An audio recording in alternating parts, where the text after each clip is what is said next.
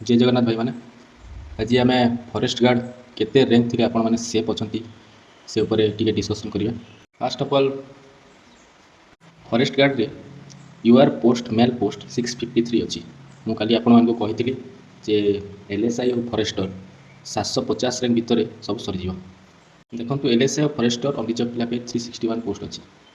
आ मुझे 750 कहीं कही मैंने से भर बहुत 10th पिला अच्छा आते पिला आबसेंट अच्छा से मुझे 750 बढ़े कही किंतु एबे जो 10th पिला माने 750 रैंक भितर थे से फॉरेस्ट गार्ड एलिजिबल रैंक भी बहुत अच्छी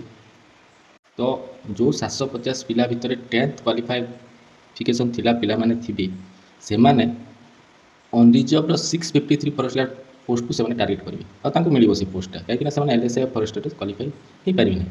तो मो हिसाब से 653 पिलार जो पोस्ट अच्छी फॉरेस्ट गार्ड पाई वैकेंसी अच्छी अनरिजर्व पिला सेठू -300 कर दिंतु कारण 750 पिला भितर पाखापाखि 300 प्लस पिला 10th क्वालिफिकेशन अच्छी किंतु से एलएसआई कि फॉरेस्टर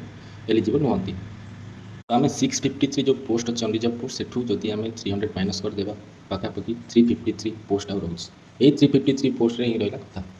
आगर देखु 750 पिला जो मुझे से 750 पिला भितर एलएसआई फॉरेस्टर सरीज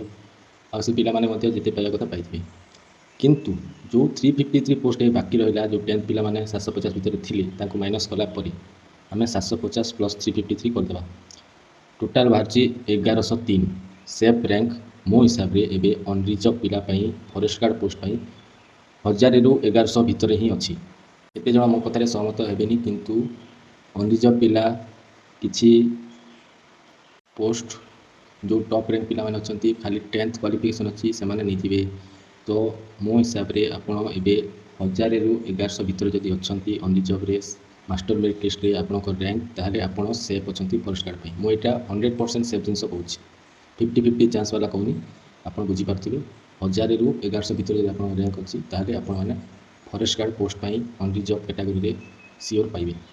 देखो तो भाई एम एससीबीसी पिला कथा एससीबीसी बहुत कम पोस्ट अच्छी फॉरेस्ट गार्ड मात्र 69 पोस्ट अच्छी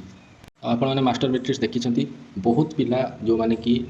एससीबीसी कैटेगरी हेले अनरिजर्व कैटेगरी सिलेक्शन कर मार्क किंतु जदि से कम मार्क रखि अनरिजर्व पिला पाखर मानू आउ जदि से डिस्क्वालीफाए होती अनरिजर्व पिला कैटेगरी चाकरी पाइबारे ताहले से कौटी जी से एससीबीसी पोस्ट ही ने मैंने बुझीपार आप एससीबीसी आपड़ जदि मो हिसाब से 69 ରୁ पोस्ट अच्छी 69 ରୁ 100 जाए धरुची से जाए सेफ रैंक अच्छी जदि आप एससीबीसी कैटेगरी गेस्ट जदि मेरिट लिस्ट ना आसी आप 69 धरतु 70 ରୁ 100 रैंक भितर थिला पिला ही चाकरी पाइबे 100% कन्फर्म। नेक्स्ट मु कहबी एसटी पिला एसटी पिला सेमती से बहुत पिला अच्छा जो मैंने ऊपर रैंक भी अच्छा टॉप 100 भी अच्छा 10th क्वालिफिकेशन अच्छी किंतु अनरिजर्व कैटेगरी सिलेक्ट कर तो एलएसआई कि फॉरेस्टर पाइपर क्वालिफिकेशन ना तो से कौन करेंगे जिते अनरिजर्व पिला सिलेक्शन सरी एसटी पिला बड़कार होते आउ थे निज कैटेगरी पलि आसवे से सिलेक्शन ने से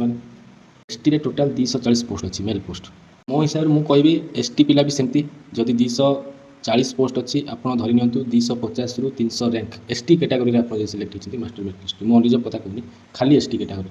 ताहले आप 250 ରୁ 300 रैंक भितर जदि आप अच्छी मास्टर मेरिट लिस्ट ताहले आपको चाकरी पाइबा चांसटा अच्छी फॉरेस्ट गार्ड। एससी पिला भी सेमती लागू होची टोटाल अनरिजर्व पिला पाखापाखि आम समस्त जानूँ 1500-1600 पाखापाखि पिला नहीं 1 ରୁ 1500 भितर बहुत पिला एससी पिला अच्छा से जदि पाइबे चाकरी अनरिजर्व कैटेगरी ताहले से निज कैटेगरी आसिक सिलेक्शन ने